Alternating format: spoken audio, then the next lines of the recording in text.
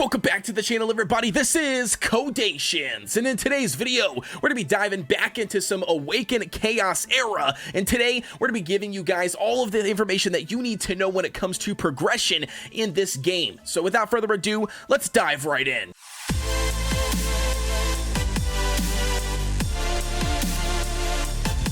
Diving right in, ladies and gentlemen, so the first thing we've got for you guys today when it comes to increasing your progression, especially if you happen to get stuck somewhere in the adventure mode, do not fret.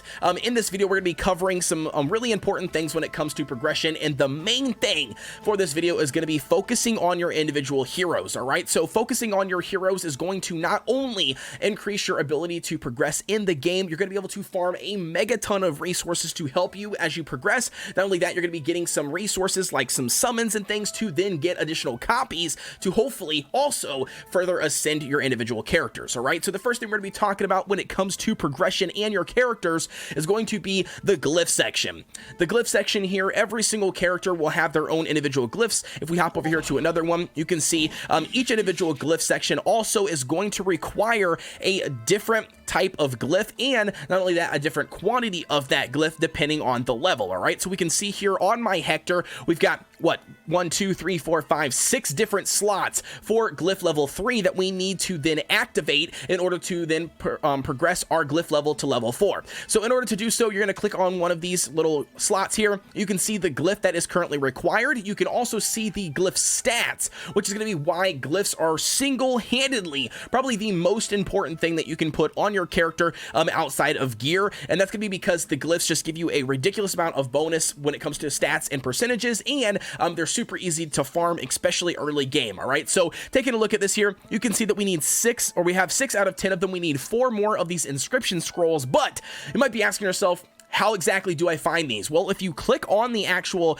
glyph itself, the scroll, it will then pop up a sub window that you can then go ahead and utilize this awesome arrow down here at the bottom to then take you to that specific stage in the adventure mode that you can farm out those remaining glyphs that you need. All right, now, one of the biggest reasons why I would say that glyphs are probably one of the most important things that you can farm, especially early game for players, is going to be because not only are you grinding out the individual glyphs that you need to upgrade your glyph level, but you also are grinding out things like experience, things like your individual gold, also some 3-star gear, and then last but not least, you're getting those additional normal summoning crystals, which then will allow you to summon more copies to then allow you to promote a lot more units, aka also increasing your hero's progression. All right, so again, really cool feature. Now keep in mind, when it comes to farming individual glyphs, you can only do this from the hard mode. Throughout the adventure mode, I don't think that you can farm them in the normal mode, maybe in the later chapters, but I haven't gotten there yet. But nevertheless, in the hard mode, you can farm out the individual glyphs. Again, you can utilize the multi-battle function if you've already beat that specific stage in the hard mode. If you have not done so, then unfortunately you got to beat that stage first, but I would highly recommend getting in here, at least doing a 5 times run or a 10 times run, just to make sure you get enough to complete whatever it is that you need for that specific character. All right, so again, that's going to be talking about the glyphs. It's very self-explanatory. Each one of these are, like I said, are going to require a different type of glyph, and they're going to give you additional different types of stats and require a certain amount of those individual scrolls. All right, so again, do not sleep on the glyph section. Very, very important when it comes to overall progression, and can absolutely increase your progression overall when it comes to clearing content. All right, the next thing up we're going to be talking about when it comes to hero progression and progression in the game in general, if you are stuck, and that's going to be focusing on your hero's skills. All right, if you guys don't already know, you already know each hero has their individual skills. What you might not already know is how exactly do you level up those skills. Well, if you go to the skills tab on each individual character, depending on the rarity, it will require a specific material. All right, so you can see the legendary here will require some of these legendaries, fire obsidians, and then you also have like the epic versions of those fire crystals. But then if you go to something like an epic here and you look and see what they require, it only requires the epics in their rare versions, and then so on and so forth as you work your way down. Obviously, it gets a little bit cheaper depending on what you are currently trying to build, but nevertheless, you want to make sure that you are focusing in on these individual skills. Now, you might be asking yourself, where do you get these specific elements for those specific skills? And that's actually going to be in the dungeon mode. When you head over here to the dungeon mode, you can see down here in the bottom, the section is called No Man's Land. All right, right, so currently there's going to only be, right now for today anyway, there is only 2 dungeons currently open to farm out that specific element. So we've got Flame that is currently open for 4 hours and 32 minutes. We've also have the Shadow that is going to be currently open for 4 hours and 52 minutes. All right, so if you're looking to grind either of those 2 crystals, then today's going to be the day for you. If you are looking to grind out the additional ones, you can see on the left hand side when those dungeons specifically open up and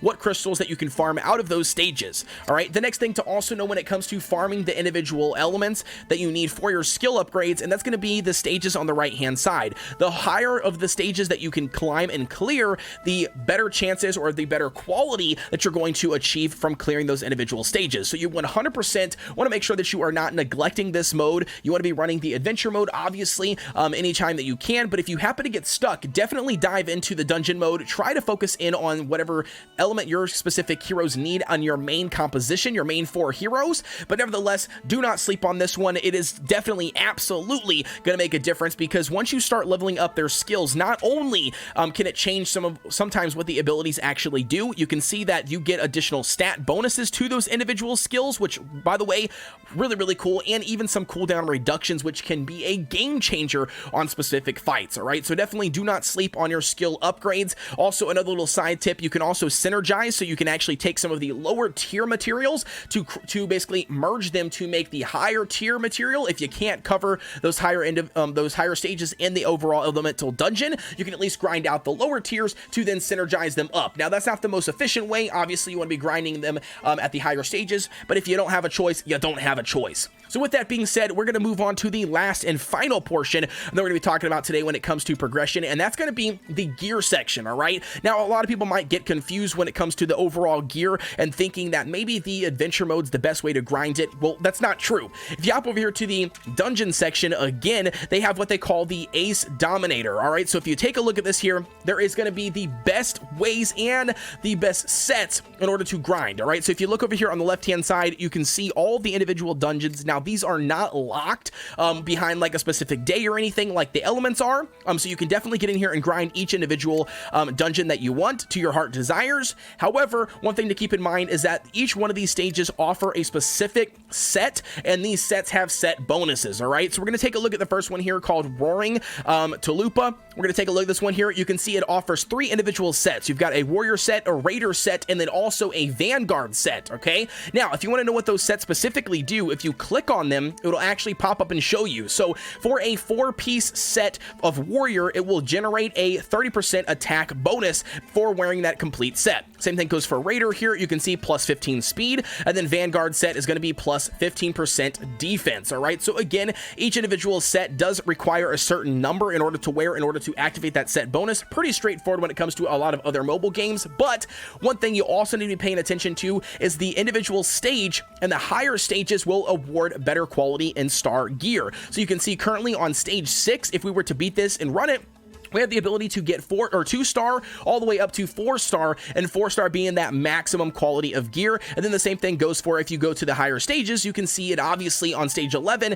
will go from 4-star as the minimum, and then now 6-star is the highest that we can get. All right, so definitely want to be working your way up through the stages. However, it's going to be really tough without having upgraded skills and glyphs from the first part of the video, so you want to make sure that you are doing that as well. But at the end of the day, you should be definitely grinding out some sets for that specific set bonus. And then, like I said, that does lead me into one also tip here that I want to talk about really quick when it comes to your individual heroes, and that's going to be when you are trying to focus in on some sets, especially early game, running the warrior set is probably going to be the most beneficial, because early game especially, you don't really need a individual healer or a support class unit, so I would highly recommend just running like the warrior set to get that additional 30% attack on every one of your individual characters. And then not only that, when it comes to utilizing set bonuses, I would highly recommend that you even swap out some of your higher tier items and that would be otherwise breaking your set to then make sure you are keeping a set. All right, so to give you guys an example here, you can see